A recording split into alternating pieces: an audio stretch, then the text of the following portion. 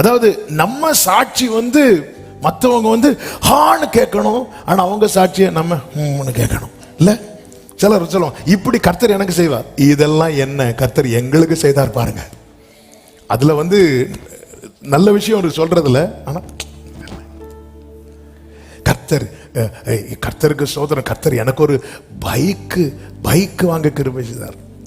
எங்க வீட்டுல பைக் விட இடம் இல்ல. கர்த்தருக்கு ஸ்தோத்திரம். ஆமென். இந்த பெருமை, இந்த சனகரிப்பு பாத்தீங்கன்னா ஏசாயா 37 அவன் ஒவ்வொரு ஏரியாவையா ஜெயிச்சுட்டு வரான். இப்ப எங்க வரான் அப்படின்னா எசேக்கியா இருக்கிற யூதா பட்டணத்துக்கு வரான். நின்று பெருமை பேசுவான் பாருங்க. அதாவது மொத்த ஜெயமும் ஒத்த பெருமையில அவுட் ஆயிட்டு. அப்பொழுது கர்த்தர் ஏசாயாவை கொண்டு என்ன சொல்லுகிறார் தெரியுமா? அந்த வசனத்தை வாசிங்க. ஏசாயா 37:23. யாரை நிந்தித்து தூஷித்தாய்? யாருக்கு விரோதமாய் உன் சத்தத்தை உயர்த்தினாய்? இஸ்ரவேலின் பரிசுத்தருக்கு விரோதமாய் அல்லவோ? உன் கண்களை மேட்டிமையாய் ஏறெடுத்தாய். நீ யார பேசின? யாருக்கு விரோதமாய் தூஷித்த? நமக்கு தெரியும். ஒரு தூதனை தான் அனுப்பினார். 24வது வசனத்தில் என்ன சொல்லப்பட்டிருக்கிறது? உன் ஊழியக்காரரை கொண்டு. 22வது வசனம், சீயோன் குமாரத்தியாக கன்னியாஸ்திரி உன்னை இகழ்ந்து உன்னை பரியாசம் பண்ணுகிறாள். நீ பெருமை பேசினல்ல, நீ மேட்டிமையாய் கண்களை ஏறெடுத்து பார்த்தல்ல, இன்னொருத்தங்க பார்த்து சிரிக்கிற மாதிரி ஒன்னு நான் கீழே தள்ளுறேன்னு சொல்லிட்டு கர்த்தர் சொல்லி என்ன செய்தார்னா ஒரு தூதன் அனுப்பினார். அதுதான் சொல்லுகிற கொஞ்சம் கொஞ்சமா சேர்த்து வச்ச மொத்த ஜெயமும், மொத்த விக்டரி, மொத்த அந்த சம்பத் எல்லாமே ஒரு தூதன் அனுப்பி க்ளோஸ் பண்ணிட்டார். ஏன்னா அந்த அளவுக்கு தேவனுக்கு எது மேல வெறுப்பு தெரியுமா? இந்த மேட்டிமை. தீருவின் அதிபதி என்று எசேக்கியேல் 28 இது தள்ளப்பட்டவனை குறித்து சொல்லப்பட்ட வார்த்தை. சிங்காசனத்துக்கு முன்பாக இருந்து தள்ளப்பட்ட லூசிபர். இங்கெல்லாம் அடையாளமாக இங்கு இந்த வார்த்தைகள் கொடுக்கப்பட்டிருக்கிறது. வார்த்தைகளை மட்டும் சொல்ல விரும்புகிறேன். 2வது வசனத்தில் நீங்க பார்த்தீங்கன்னா, நீ தீருவின் அதிபதியை நோக்கி கர்த்தராகிய ஆண்டவர் உரைக்கிறது என்னவென்றால், உன் இருதயம் மேட்டிமை கொண்டு நான் தேவன், நான் சமுத்திரத்தின் நடுவே தேவாசனத்தில் இருக்கிறேன் என்று நீ சொல்லி உன் இருதயத்தை தேவனின் இருதயத்தை போல் ஆக்கினாலும் நீ மனுஷனே அல்லாமல். கர்த்தர் உயர்த்தி ஆசீர்வதித்தார், அதை பார்க்கல. 5வது வசனத்துல உன் இருதயம் உன் செல்வத்தினால் மேட்டிமையாயிற்று. 17வது வசனத்துல உன் அழகினால் உன் இருதயம் மேட்டிமையாயிற்று. அதனால நீயே என்ன சொல்லிட்டேன்னா நான் தேவன் அப்படின்ட்ட. இதுதான் லூசிபர் பண்ணான். இதுலதான் கர்த்தர் விழத்தள்ளினார். இந்த பெருமை, அவன் எவ்வளவு விரும்பப்படத்தக்கவன். அதாவது யாருக்கும் கொடுக்காத ஸ்பெஷல் எல்லாம் கொடுக்கப்பட்டது இவனுக்கு. ஆனா இவன் என்ன பண்றான்னா நான் தேவன், நான் தேவன், என் தன் இருதயத்தை தேவனுடைய இருதயத்தை போலாக்கி அந்த மகிமை எனக்கு வரணும், அந்த கிரெடிட் எனக்கு வரணும். நான் புகழ்கிற 4 வார்த்தையில என்னை பத்தி 2 வார்த்தை இருக்கணும் அப்படிங்கிற அந்த எண்ணம். இதுக்கெல்லாம் ரீசன் என்னன்னா அவனுக்கு செல்வம் பெருகிட்டு, அவனுக்கு அழகு இருக்கிறது. ஆண்டவர் எதை எதை எதை எதை கர்த்தர் நமக்கு விசேஷமாய் தருகிறாரோ அதிலே தாழ்மை உள்ளவர்களாய் அதுல இன்னும் பெருக பழக வேண்டும். ஸ்திரீகளுக்குள் ஆசீர்வதிக்கப்பட்டவள் நீன்னு சொல்லி உலகத்தில் இருக்கிற எல்லா பெண்களை விட மரியாளை கர்த்தர் தம்முடைய தூதனை அனுப்பி இப்படி மேல வைக்கும் போது மரியாள் சொல்லுகிறார்கள், அடிமையின் தாழ்மை. இதோ நான் ஆண்டவருக்கு அடிமை. மரியாள் தன்னை எல்லாரை விட கீழே வைக்கிறாங்க. கர்த்தர் மரியாளை எல்லாரை விட. கர்த்தர் உயர்ந்தவராயிருந்தும் அப்ப எல்லா விதத்திலும் பெருமைப்படத்தக்கவர், பெருமை கொள்ளுகிற அந்த ஸ்தானத்தில் இருக்கிறவர் அவர் மட்டும்தான். ஆனா அவருக்கு என்ன இல்லை அப்படின்னா பெருமை இல்லை. அதனாலதான் அவர் கூப்பிடும் காக்கை குஞ்சுகளுக்கு ஆகாரத்தை சவதரித்து கொடுக்கிறார்.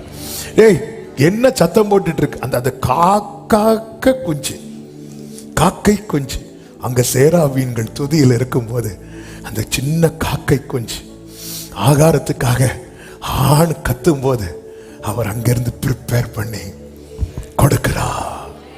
ஹல்லேலூயா. உம்மை போல புரிந்து கொள்ள, உம்மை போல, ஓஹோ, உம்மை போல புரிந்து கொள்ள யாரும் இல்லையே.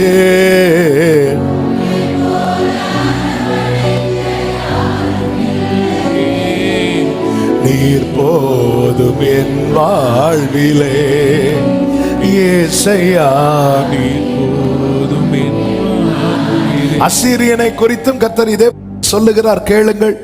31 எசேக்கியேல் 31 இதோ 3வது வசனத்தில், இதோ அசீரியன் லீபனோனிலே அலங்கார கொப்புகளோடும் நிழலிடும் தலைகளோடும் வளர்ந்தோங்கிய கேதுரு விருட்சமாய் இருந்தான்.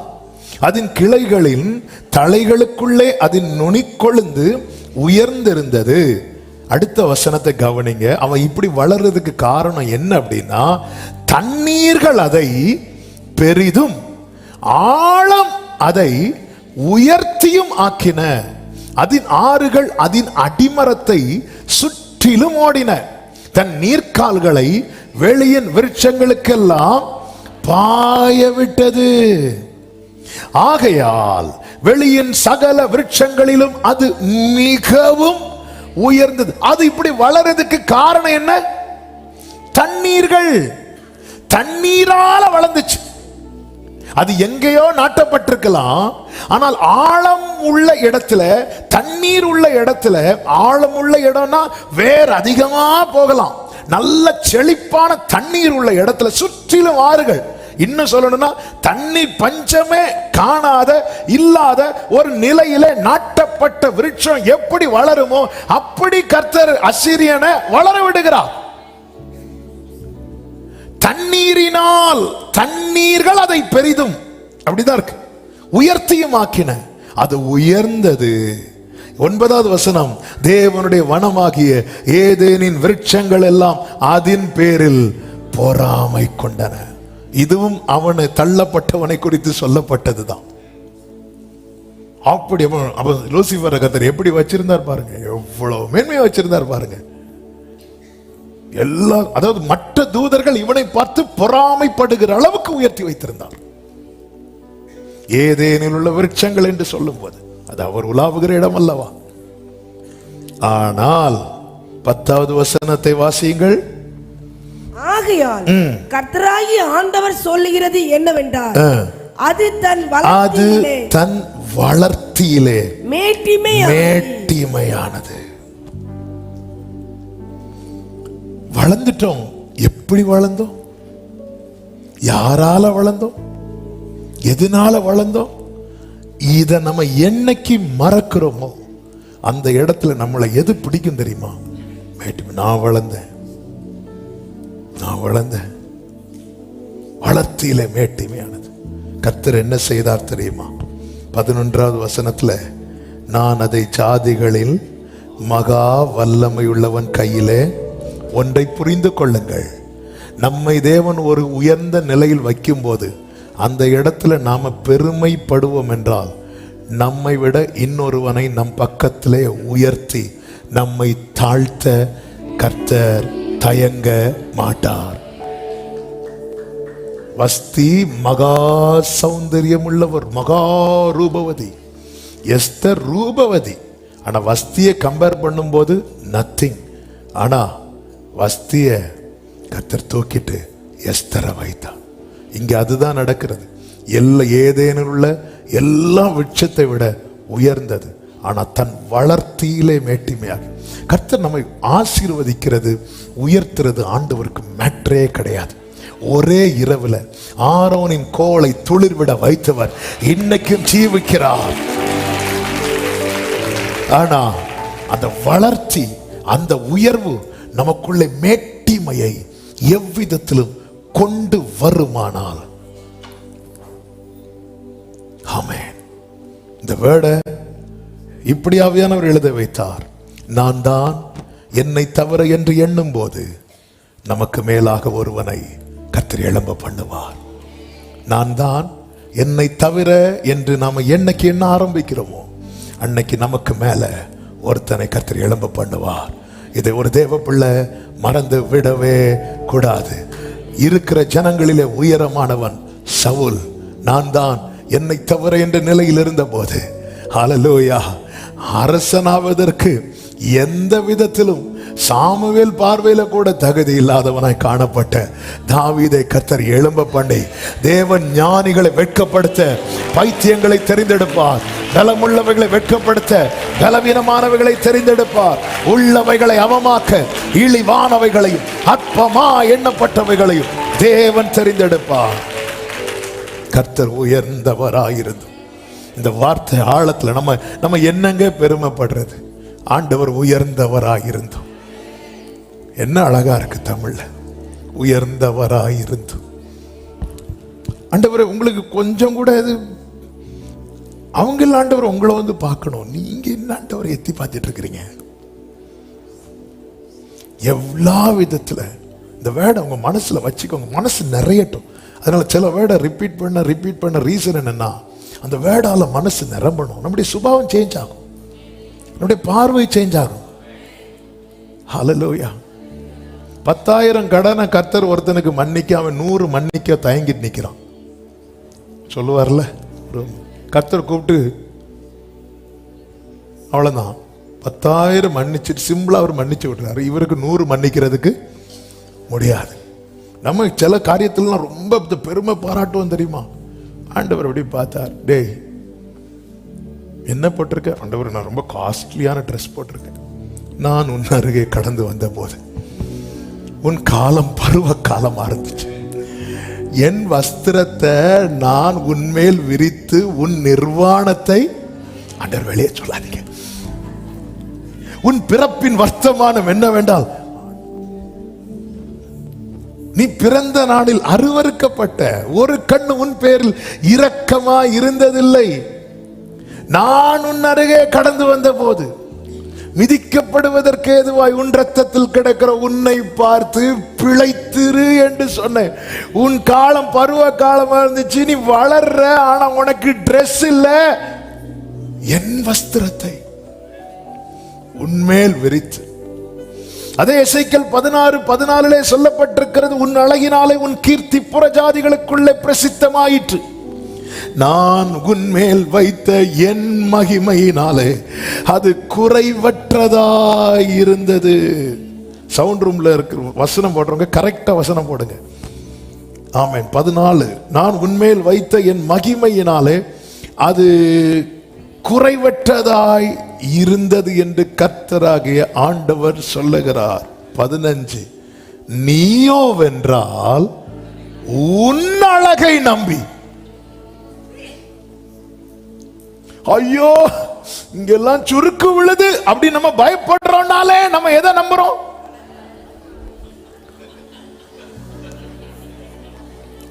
தண்ணி தட்டிட்டு அழகெல்லாம் அற்று போகும் உலக எழிலெல்லாம். நம்ம டிபில என்ன வச்சிருக்கிறோம்? நம்ம வயிற்றுல ஸ்கேன் போட்டோ வச்சிருக்கிறோமா? அதுல எங்க இருக்கோனே தெரியாது. ஐயோ, வெயில் பட்டு சூனேமியால் கர்த்தரே சொல்றார், இங்க பாருமா, நீ பூரண ரூபவதி ஒண்ணில். ஆமேன். வெளியே வந்துட்டு கருப்பா இருக்கெல்லாம் பார்க்காதீங்க, நான் வெயில் பட்டாகும் கருப்பா இருக்கிறேன். யாரு? மணவாட்டி, வேற யாரும் கிடையாது. மணவாட்டி சபைதான். நீயோ வென்றால் உன் அழகை நம்பி. நம்மில் ஏதாவது ஒன்று வெளிப்படும் போது அதை டிபெண்ட் பண்ண ஆரம்பிச்சிட்டோம்னு வைங்களேன், நம்ம ட்ராக் மாறிடும். பார்த்தீங்களா, நான் தான் அழகு, நான் தான், எனக்கு தான் பாட தெரியும், நான் தான், இப்படி வச்சாலே ட்ராக் மாறிடும். ஒண்ணுமே இல்லை ஆண்டவரே. தாவீது ஆலயத்துக்காக அவ்வளோ சேர்த்து வச்சிருப்பார். அப்படியெல்லாம் கொடுக்கும்போது சொல்றார், அப்பா உங்ககிட்ட இருந்து வாங்கி உங்ககிட்ட கொடுக்குறோம். நான் இவ்வளவு கொடுத்து உங்ககிட்ட இருந்து வாங்கி இப்படி இப்படி இப்படி வாங்கினேன்ப்பா, இப்படி கொடுத்தேன்ப்பா, அவ்வளவுதான். அப்படி ஒதுங்கிட்டார். மகிமை கர்த்தருக்கு. அதனாலதான் அதாவது அவருடைய எல்லாத்திலையும் தாவீதுக்கு பேரை கொண்டு வரார். தாவீதின் திறவுகோல், தாவீதின் சிங்காசனம், தாவீதின் குமாரன். இந்த மேட்டிமை, இந்த பெருமை நம்மளை விட்டு அட்டு போயிட்டுன்னு வைங்களேன், ஆண்டவருக்கு நம்மளை ரொம்ப பிடிக்கும், ரொம்ப பிடிக்கும். ஆண்டவர் உங்களுக்கு என்ன பிடிக்குமா அப்படின்னு கேட்டா ஆண்டவர் சொல்லுவார், உன்னை பிடிக்காம ஆக்கிறாதேன்னு சொல்லுவார். ஹல்லேலூயா. உன்னை பிடிக்காம ஆக்கிறாத அப்படின்னு சொல்லுவார். என் ஆண்டவர் பிசாசை மட்டும்தான் பிசாசேன்னு சொல்ல விரும்புகிறார், பேதுருவை அல்ல. நான் சொல்றது புரிஞ்சிருக்கும்னு நினைக்கிறேன். ஆனா பேதுருவை நீ உன்னை சொல்ல வைக்காத. உன்னை பார்த்து நான் சீமோனா வந்த உன்னை நான் பேதுருன்னு தான் சொன்னேன். இப்பொழுது நீ சீமோனா இருக்கிறாய். இந்த கல்லின் மேல் உன்னை நான் ராக்குங்கிற, உன்னை அந்த பாறைங்கிற, உன்னை நான் சீமோன் பேதுருன்னு சொல்றேன். அவர் தான் கேபாங்கிறார், பேதுங்கிறார். ஆனா அவன் கொஞ்ச நேரத்துல பிசாசுன்னு சொல்ல வச்சுட்டான். அப்படி வைக்கவே கூடாது, உயர்ந்தவராயிருந்து. யோசேப்பு பாருங்க, யோசேப்பு குறித்து யாக்கோபு பிளஸ் பண்ணும் போது தெளிவா சொல்லி கொடுக்கிறார், அந்த மேட்டிமை வந்து விடக்கூடாது என்பதற்காக. ஆதியாக 49:22 முதல் பார்க்கும்போது யோசேப்பு கனித்தரும் செடி, அவன் நீர் ஊற்றண்டையில் உள்ள கனித்தரும் செடி, அதின் கொடிகள் சுவர் மேல் படரும். வில் வீரர் அவனை மனமடிவாக்கி அவன் மேல் எய்து அவனை பகைத்தார்கள். ஆனாலும் அவனுடைய வில் உறுதியாய் நின்றது. அப்படி சொல்லிட்டு அப்படி போகாம அது எதனால நின்னதுன்னு சொல்லிட்டு யோசேப்பு காது கேட்க யாக்கோபு சொல்லுகிறார், அவன் புயங்கள் யாக்கோபுடைய வல்லவரின் கரங்களால் பலத்தன, ஈதினால் அவன் மேய்ப்பனும் இஸ்ரவேலின். இங்க பாருப்பா, அவர் கரம் இருந்ததுனால மட்டும்தான் அப்படின்னு சொல்லிட்டு அதை ஆணித்தரமா சொல்லிட்டார். இது இப்போ யாருக்குள்ள நிறைந்திருக்கு தெரியுமா? யோசேப்புக்குள்ள. இப்பொழுது யாக்கோபு மரிக்கிறார். யாக்கோபு மரித்ததும் யோசேப்பின் சகோதரர்களுக்கெல்லாம் பயம் வருது. எதை நினைச்சு பயம் வரும்? என்ன இருந்தாலும் நேத்து யோசேப்பு யாக்கோபு இருக்கிறது வரைக்கும் யோசேப்பு ஒருவேளை பழி வாங்க நினைச்சாலும் யாரு வந்து தடுப்பா? அப்பா தடுப்பா. இப்போ எல்லா நிலையிலும் எல்லா அதிகாரம் யார்கிட்ட தான் இருக்கு? யோசேப்ட. அப்படி இருக்கும்போது மெதுவா ஆட்களை விட்டு பேசுறாங்க. இப்படி அப்பா உயிரோடு இருக்கும்போது சொன்னாரு, அண்ணன்கள் எல்லாம் ஒழுங்கா அவங்க துரோகத்தை எல்லாம் மன்னிக்கணும் அப்படின்னு சொன்னாரு. சொல்லும்போது யோசேப்பு ரொம்ப அழுவார். இப்போ எல்லாரும் வராங்க, வந்து யோசேப்பு கிட்ட வந்து நிக்கிறாங்க, நாங்கள் உமது அடிமைன்னு. அப்பொழுது யோசேப்பு சொல்லுவான், நான் தேவனா அப்படிங்க. என்ன நிறைவுங்க! அதெல்லாம் முடியாது. இப்ப நான் வச்சதுதான் இல்ல, நான் தேவனா. அதன் அர்த்தம் என்ன? நான் ஒண்ணும் கிடையாது, எல்லாமே அவர் தான். ஹல்லேலூயா. நீங்க ஏன் என்கிட்ட அடிமையா வரீங்க? நான் தேவனா இல்ல, அவர். அவன் அப்படி நினைக்கவே இல்லை, நினைக்க விடல யாக்கோபு.